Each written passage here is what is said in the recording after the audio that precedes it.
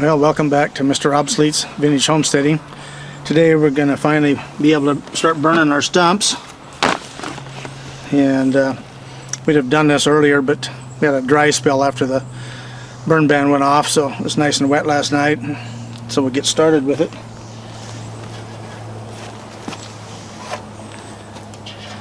So we'll put the barrel over. Get it down good.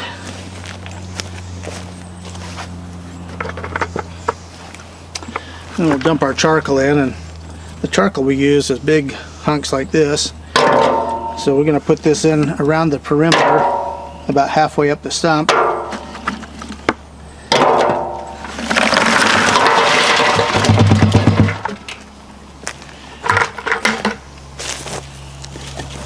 Get that spread around, and we'll come over and take a picture.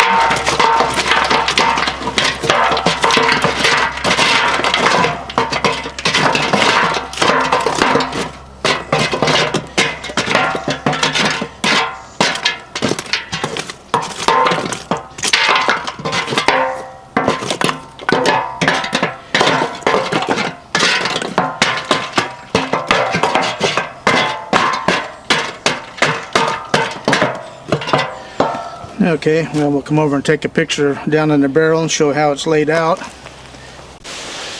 Okay, you can see we got the charcoal spread out here.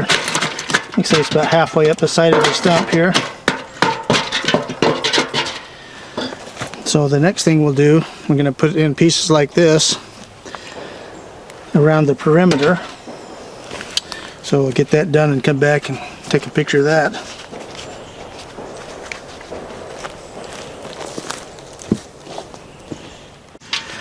Okay, we just about got them all in here. The reason we're doing it like this is that the charcoal, once it's lit, burns super hot. It'll start burning this, and then the heat will be refracted from the wood back into the stump. And it really burns it out a lot faster. So next thing we're going to do is put on some more charcoal and light it.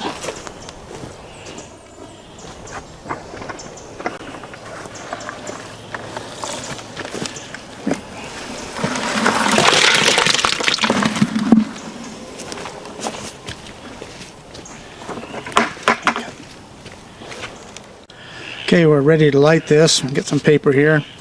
Don't you just hate these crummy lighters that hardly ever work?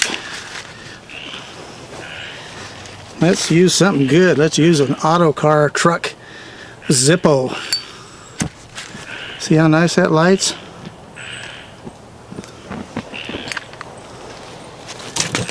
Get that down in there and get it going. As soon as that starts going, then I'll put in some brush that I've kept over to the side that's dry. You can see it on another video where we cut it down.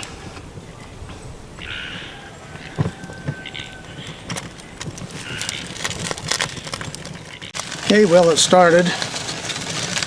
And we're going to put this on top. This is some leftover from a little brush out in front of the house, there's a little bush. I put this aside. See it in a previous video how I put it together, and I've kept a tarp on it to keep it dry.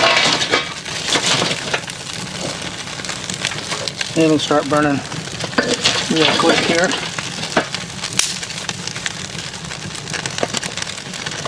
And why we're using small stuff like this, we want to build a hot fire quickly to keep it as clean as possible.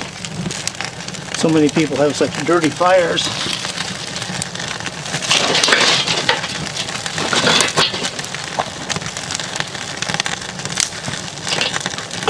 Well, we'll let this get going for a while, and we'll come back when it's really going good. Okay, well, we're back.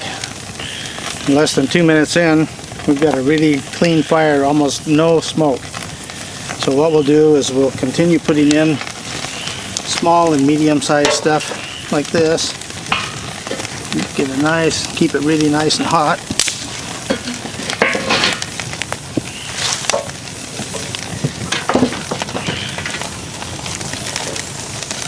Remember, all this stuff was just stuff that would have been thrown in the landfill or burned and not put to any use. So here we're using it to do this. So keep this going good. And you see when you put in a little bit of new stuff, it'll smoke a little bit. As soon as the fire comes up, the smoke will dissipate again. Another couple of minutes, it'll be clean as can be.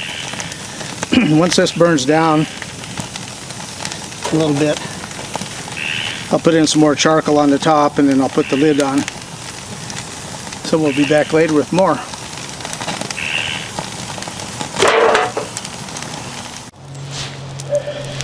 Okay, we're back.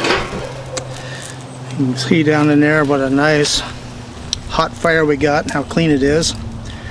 So we're gonna do a few things here. Be right back.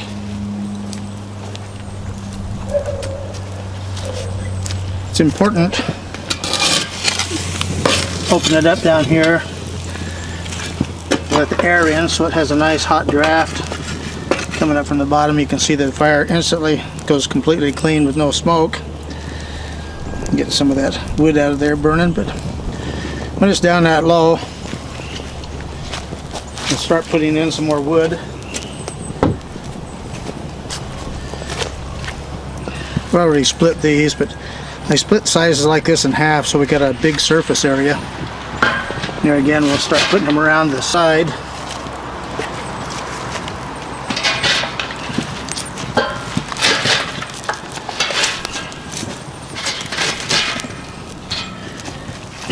To give you a little quick run on the splitter here, just a little tap to get it ready to split, and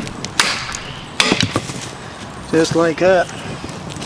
Homemade's a lot better than the ones you have to buy, plus it's $5.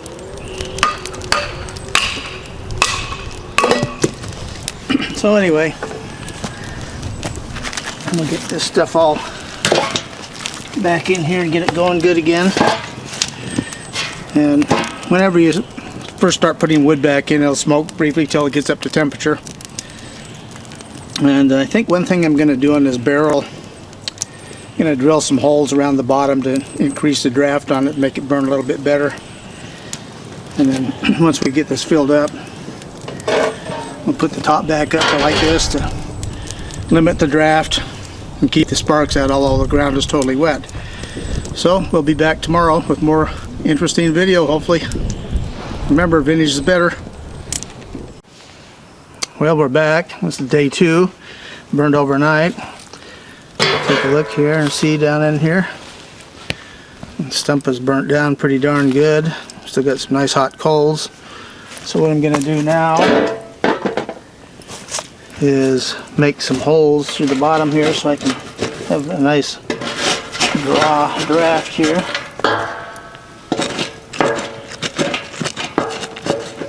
And then we'll put in some more wood and some more charcoal there. Okay, well, we'll be back in a second here with the charcoal. Well, we've got the charcoal here. Some of the stuff is nice big chunks here. I'll put it over on the one side. It's burning a little unevenly, so we're going to put a little more on one side there. That likes to get going good.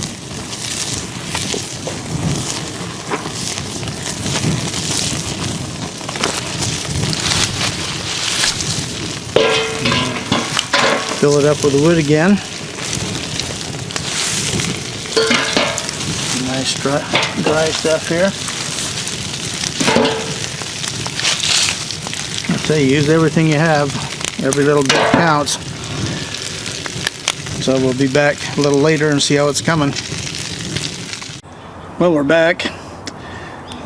This is day 2. And we're starting to get way down there. It's really burning down great.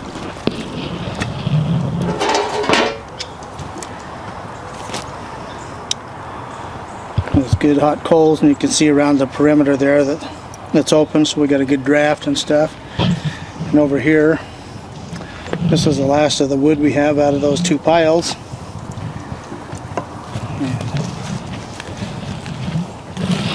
And we had a pile here, another big pile here. And we burned all that up. So just remember that stuff is usable.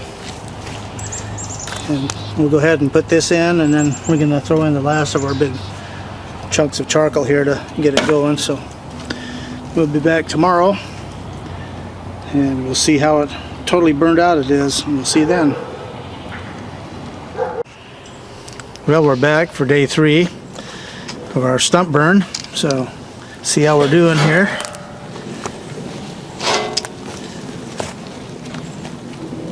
That burnt down very nicely. And just a little teeny bit in the center left there, but it's really burnt down good. So still a lot of coals in here. It's still hot down there. So what we're going to do is let it go until it's completely cold and stuff, and then we'll be back. And then what we'll do is spread all the ashes out, which will help the soil, and then see how much of the stump is left. So we'll be back when it's ready. Well, Mr. Obsolete here. Well, we're back. We're 2.5 days in on our burn on this stump, so let's see what the results here. It's completely gone.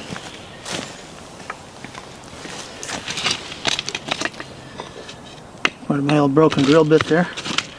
But yeah, see that burned off. It's even still warm down in here, so you know, it was clear up above here, and it's burned it down clear down there, so I can cover it up with dirt. So we'll just go a little recap of what we do. So once we have the stump cleaned out around it, so we can put this over it. At the very bottom we put charcoal, big chunks like this. You can use the briquettes, but they burn too quick and they leave a lot of ash. These work a lot better. They really put a lot of heat out for a long time. And then on the inside of the barrel, you use pieces like this up to about 3 inches, and you go around the perimeter of it and down on the side of the stump here.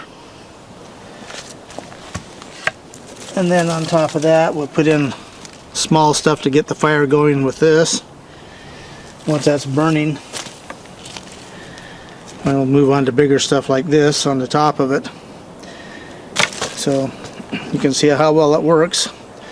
So we'll be back. I'm going to talk a little bit more about our next stump coming up here. Okay, this is our next stump to burn out. Being that this is a lot bigger than the last one we did, you can see we've started to dig around and stuff, and I'll eventually dig under here so I can put the charcoal underneath to start it. I did all these holes earlier and been soaking it. I've been using vegetable oil on this one, where I used motor oil on the other, so it'll be interesting to see how it burns.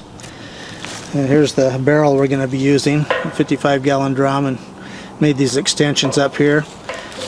What that does is that controls the draft and keeps the sparks from flying out, so that works really good. And then the roots that we've cut off here, I use my crappy old rock axe, which I've shown in earlier videos and stuff.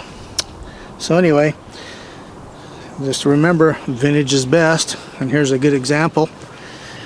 These are worthless. They won't light if there's slightest breeze out there. This vintage Zippo, this is really old. This is out of the 50s. It's still in really good operation. Lights on one flick will start in a wind. Take care of something like this, it'll last you forever. All you got to do is fill up the fuel in it about once a month and keep a good flint for the striking wheel in it. So remember, vintage is always better. We'll see you on the next burning video.